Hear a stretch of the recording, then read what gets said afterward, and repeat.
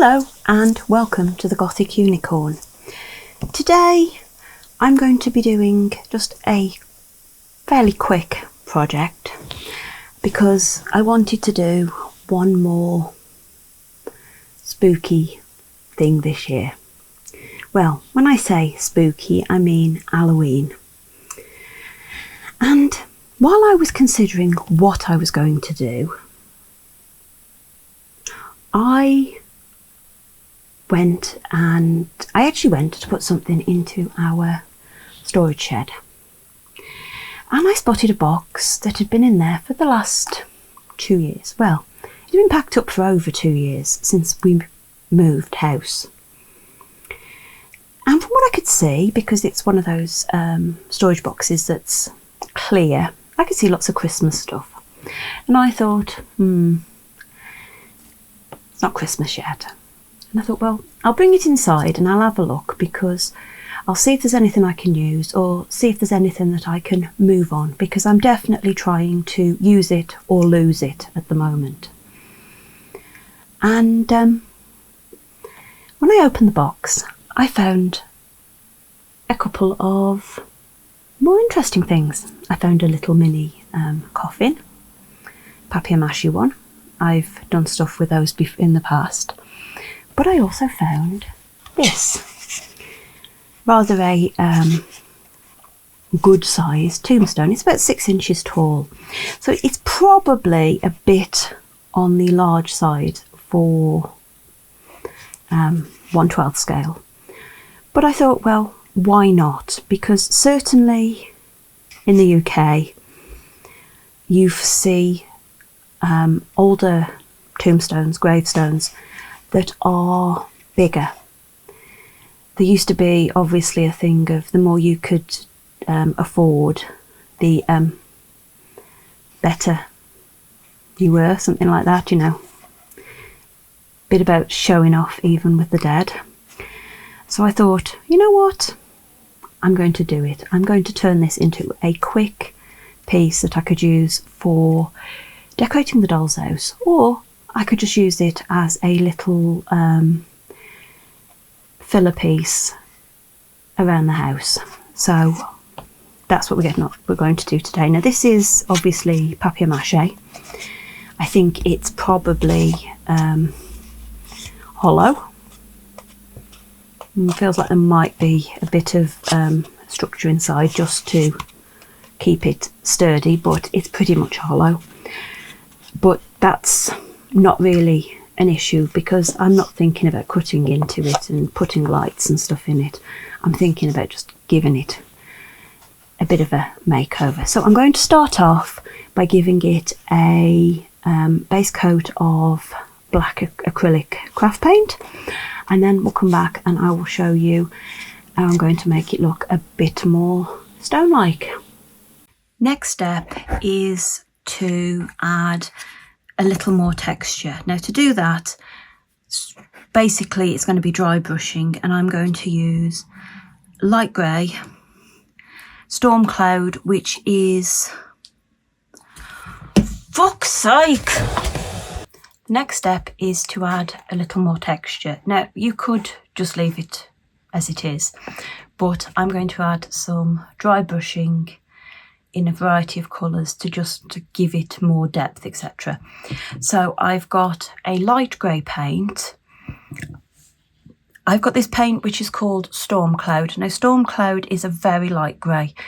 It looks almost white, unless you put it next to white, and then you can tell that it's grey.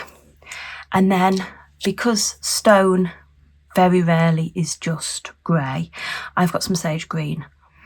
This just adds the depth that I like in my stone. You could add more of a browny colour. You could try and match something in real life, but this is just what I like to go for. And I'm just going to do that by dry brushing. I've got a rougher brush because that's what I prefer for dry brushing. I've got my bit of paper towel, and I'm going to add some extra colour as I feel fit, so it won't necessarily be all over. It might just be round edges, but you'll be the first to see. The dry brushing is done, And I have also added some lettering. Now, you could do your lettering with a paint marker. That would be quite ideal, but I wasn't feeling too secure in my handwriting today, so I found some stickers. And I've gone with the old "Your Name Here." Yeah, it's a bit corny, but, you know, okay. I'd previously done most of my dry brushing, but what I did do is I went back over these letters because they were quite shiny, and I just added a bit of aging with a couple of the same colours. I think I used the light grey and a little tiny bit of the green just to blend them in a bit better. Now, you could leave it as this, but why would we want to do that?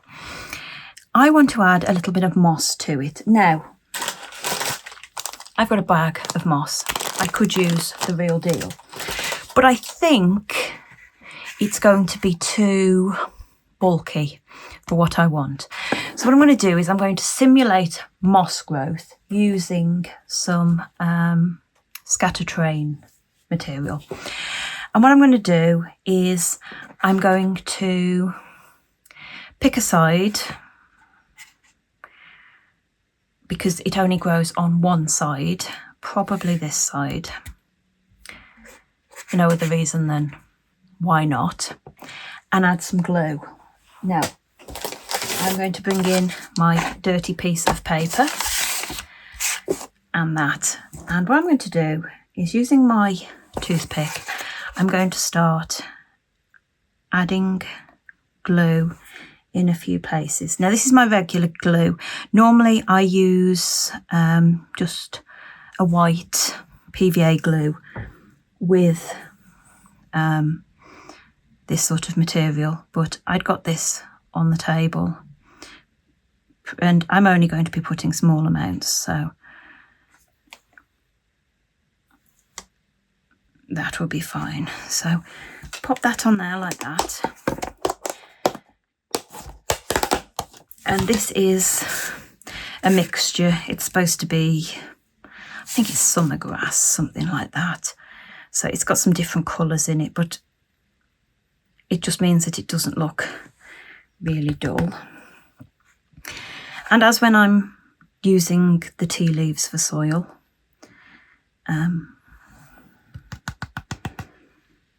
you just carefully, and you see I've got a little bit on there. Now I'm going to carry on with this. I'm definitely going to put some up on this edge up here. Do a little bit more along here, I think. Make it a bit more pronounced. I'm not going to put a lot on, just a small amount, but I am actually using this glue because this will dry quicker and will allow me to seal it quicker. We'll put it all along there, and we'll put a little bit onto the front face here. So we'll do some sort of like that. And you can put on as much or as little as you want. Just knock any extra off. And you see it starts, yeah. Hopefully you can see that that is starting to have a nice little subtle effect. Well, I'm going to carry on with this and put some more bits on, and then we'll come back and finish it off. Here we have the finished tombstone. I am still waiting for some of this moss to dry, where I'd sealed it with my white glue and water mixture. That's still damp. You don't want that up, and if I touch it too much I will pull it off. But I'm liking the little bit more detail that is added by adding that moss on there. I also used a little piece of the real moss just to make it look like something started to grow up the stone from the bottom. And yeah, I think this piece, whilst I could use it with the doll's house, will probably get utilised in my real life decoration, because I'm getting to a point where I want to bring my minis out and show them off. So anything that I can sneak in as a seasonal decoration here, an ordinary decorative piece there, it's gonna happen. It's just gonna happen because, well, some of the pieces are far too nice to be shut away in a doll's house all the time. If you've enjoyed this video, and I hope you have, please like, comment and subscribe, and maybe consider ringing that notification bell.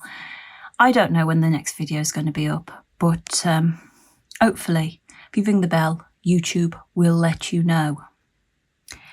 You could also check out the Gothic Unicorns page on Facebook. I do try to keep that up to date. I'm about as successful as I have been with the videos just lately, but you never know. I might get better. And until next time, bye.